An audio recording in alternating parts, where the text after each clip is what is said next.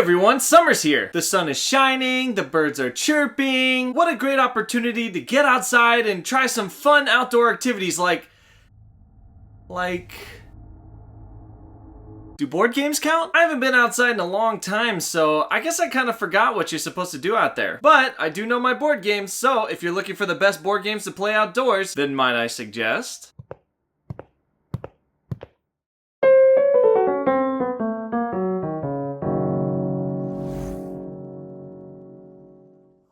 Hi, I'm Alex, and welcome to Might I Suggest a Game, a channel devoted to helping you find your perfect board game. Today, I'll be bringing you another one of my specially curated board game tasting flights, and I've got some big news. Today's episode will feature Might I Suggest's first official guest sommelier. It's Bill Webb, aka Billy Indiana. Bill is another awesome board game content creator on YouTube, so why don't you do yourself a favor and take a second to subscribe to both of our channels?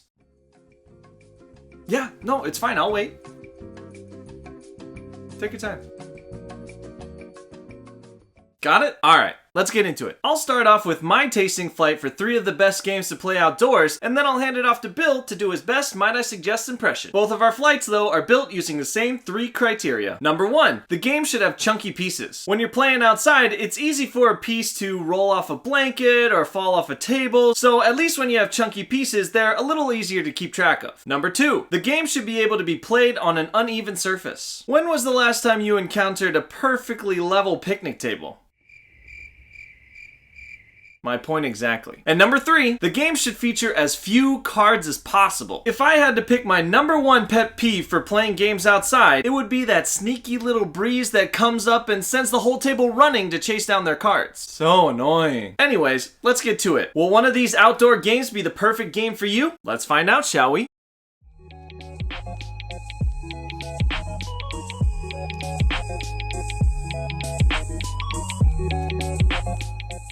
The first game of my outdoor game tasting flight is That's Pretty Clever from Schmidt-Spiele and Stronghold Games. That's Pretty Clever is a classic roll and write that plays with 2 to 4 players in about 30 minutes or less. In the game, players will take turns rolling the 6 different colored dice and drafting them one at a time to fill out the different regions on their player sheet. Technically, you could choose whatever die you want on your turn, but here's the catch. If any of the dice you rolled are lower than the value of the die you chose, then those dice are removed from your pool and placed on the silver platter, which the other players gain access to at the end of each turn. As you fill out regions on your sheet, you'll gain special bonuses like rerolls, extra actions, and these little foxes, which are worth the same amount as your lowest scoring region at the end of the game. Once you've finished all 4 or more rounds, you'll count up the scores of all of your regions plus any fox bonuses you acquired, and whoever ends up with the most points wins. That's Pretty Clever is a great little game, and it plays well outdoors for a number of reasons. For starters, it uses very few components, and the dice are colorful, so they're pretty hard to lose. Plus, the box doubles as a dice tray, so you don't just have to roll them all willy-nilly. The other thing I like is that our version came with these little felt-tip pens instead of the typical pencils, which means you don't really have to press very hard when you're making marks on your sheet, and you don't really need a solid surface to write on. So, if you're looking for a quick filler game with a surprising amount of strategy that plays best on a restaurant patio when you're waiting for your order to show up, then might I suggest That's Pretty Clever.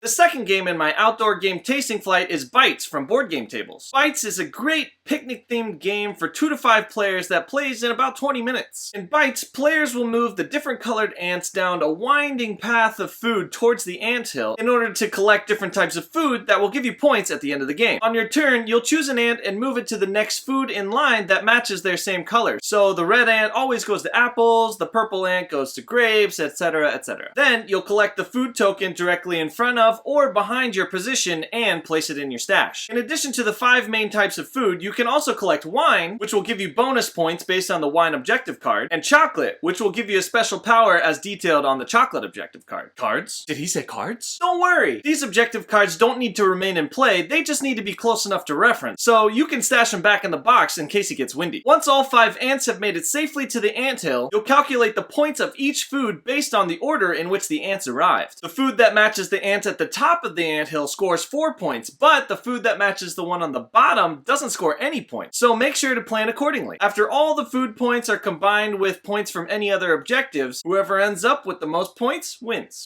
Bites is perfect for outdoor play with its cute picnic theme and its colorful, double thick food tokens. That's right, I said double thick. Double thick. Double thick. Oh yeah, that's nice. So, if you're looking for an easy to learn game with great replayability that plays best on a big picnic blanket at your favorite park, then might I suggest Bites.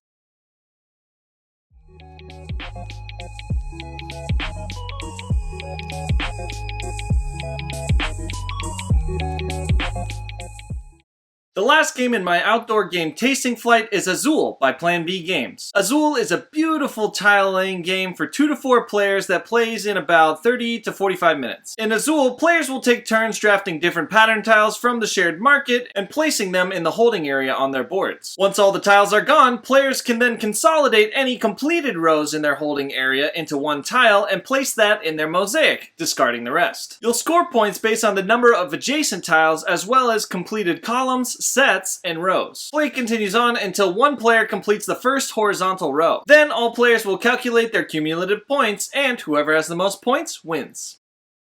Azul is about as bright as they come, meaning you won't have any trouble finding those starburst looking tiles in the grass if you drop one. Although each player has a player board that may be precarious if the surface isn't quite perfect, because each tile is placed on a matching pattern, it's usually pretty easy to recreate your player board if it accidentally gets nudged. So, if you're looking for something a little bit thinkier that begs to be played 2 or 3 or 4 times in a row, and plays best on a picnic table with a glass of wine and a beautiful sunset in the background, then might I suggest Azul. But wait, there's more! It's time now to pass it off to my special guest, the one, the only, Billy Indiana, for his specially curated board game tasting flight. Take it away, Bill.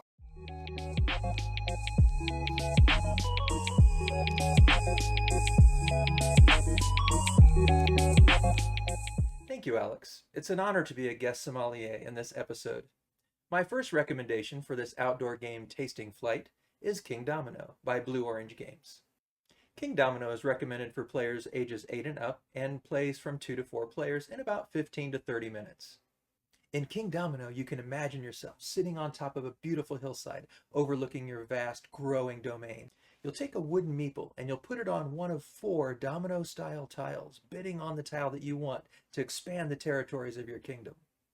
If you bid for one of the lesser value tiles, you'll get to go first, and you'll get to choose first on the next tiles for the following round. But if you choose one of the better tiles, it might be better for you in in-game scoring. At the end of the game, you'll be looking at your largest territories and counting up every tile that has that territory connected. And you'll be multiplying that number by how many crowns are represented on the tiles within that territory. But wait a minute, this game not chunky enough for you? Got something just for you. What about Giant Kingdomino? This pretty little wooden meeple not enough for you? How about this one? This cute little tile not big enough for you? What about these bad boys? Both versions of Kingdomino are excellent for playing outdoors. The tiles are hefty and the little wooden meeples aren't going to tip over at those gentle breezes, making your day so glorious. There's no cards to worry about, and you can play it several times because it's such a short and easy game to learn.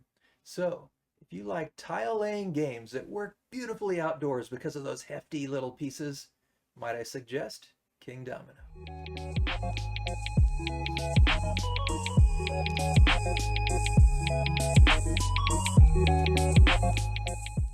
My second recommendation for this outdoor game tasting flight is Hive. Maybe that beautiful game called Bites that Alex introduced you to was intriguing, but the thought of ants messing up your picnic kind of turned you off. In Hive, there's all kinds of different bugs. But what's that? Oh, there's ants in Hive too? Well, don't worry about the ants in Hive. They're not coming after your food. Hive is a game by John Yianni and put out by Smart Zone Games. It's a 2-player game that plays in about 20 minutes for ages 9 and up. In Hive, you're going to be taking a collection of white tiles or black tiles. In both sets, there's a multitude of different kinds of bugs. In Hive, this game crawling with possibilities, you're trying to protect your queen bee while simultaneously using your other bugs to surround the queen bee of your opponent. As you try to protect your queen bee, the bee can only move one space at a time. But no worries, you've got beetles. Now they can only move one space too, but they can climb on top of other bugs and lock them into position. Then you've got the spiders. They can move 3 places at a time. And the grasshoppers can jump over other tiles. And there are ants, but the ants are really powerful. They can move as many places around the outside of your hive as you want to try to help you surround your enemy's queen bee. The first player to surround the other player's queen bee is the winner. Hive is perfect for playing outdoors because the only component are these nice chunky tiles. It even comes with a great little carrying case. And if the base game isn't enough for you, you can expand it with the mosquitoes, the pill bugs, and the ladybugs, each coming with their own special movements. So, if you like chess-like strategy and you're not squeamish about bugs, might I suggest Hive.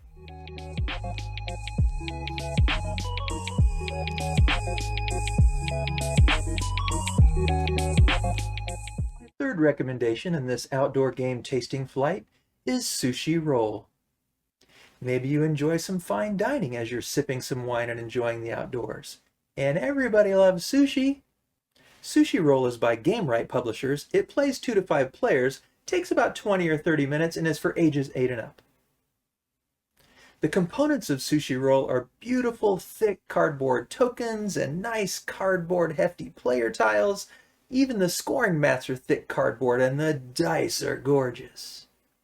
Sushi Roll is a dice drafting game where you will roll the dice and select the kind of sushi you would like from the conveyor belt to put on your plate.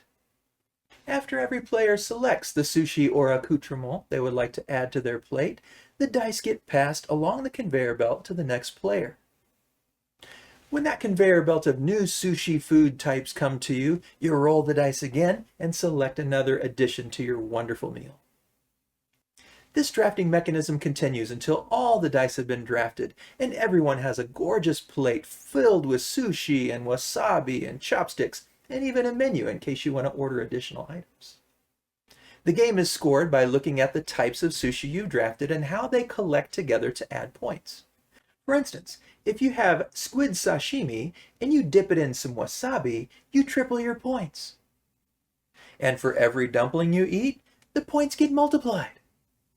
If you like maki rolls, you can get single, double, even triple orders. There's even delicious pudding. After 3 rounds, all the players add up their points, and the player with the most points wins. This game is perfect for outdoors because all the cardboard pieces are nice and thick and hefty, and the dice are beautiful and hefty as well. They even come in a great canvas bag. So, if you like sushi, if you like dice, if you like drafting games, might I suggest Sushi Roll? Wow, Bill, thanks for those suggestions. And thank you for sticking around for our extra special double tasting flight today. Let us know what your favorite outdoor games are down below in the comments. And don't forget to check out the link to Bill's channel down in the description. Stay tuned to his channel for a future sommelier cameo on one of his videos. As always, thanks for all the support so far. Please don't forget to like, comment, and subscribe so I can continue to grow this channel and keep helping you find your perfect board game. Once again, this has been a Might I Suggest a Game production. I'm Alex. And I'm Bill. Your board game sommeliers, signing off.